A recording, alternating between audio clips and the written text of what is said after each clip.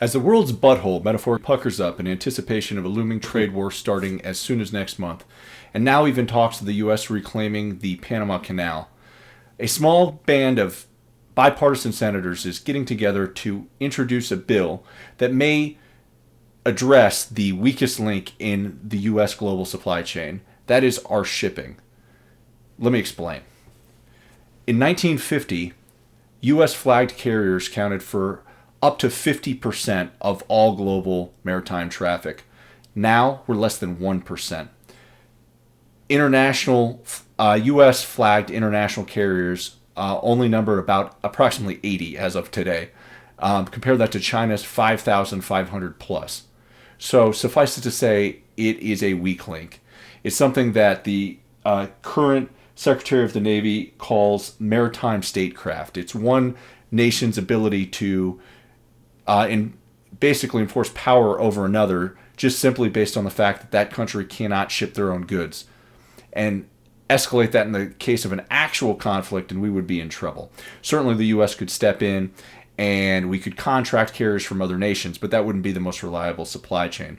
So to address that, this small band of senators has introduced something called, and I'm not making this up, the Shipping and Harbor Infrastructure for Prosperity and Security for America Act.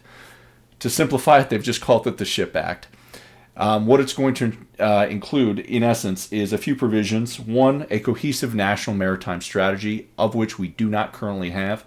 It's going to address or introduce a maritime security advisor to permanently sit on the White House Security Council. So that's good. It's going to add up to 250 ships to that international fleet, U.S. flag carriers, by the end of the decade, and increase capabilities at U.S. ports and our ability to build our own ships, which is another part of this that we've completely gotten away from. Since basically the end of the Cold War, the U.S.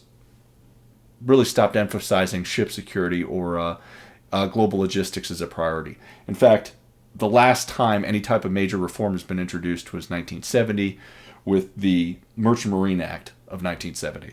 So again, it's been over half a century since anything like this has been introduced. Clearly, it's time to bring the U.S. up to speed and potentially get ahead if there was another looming global conflict.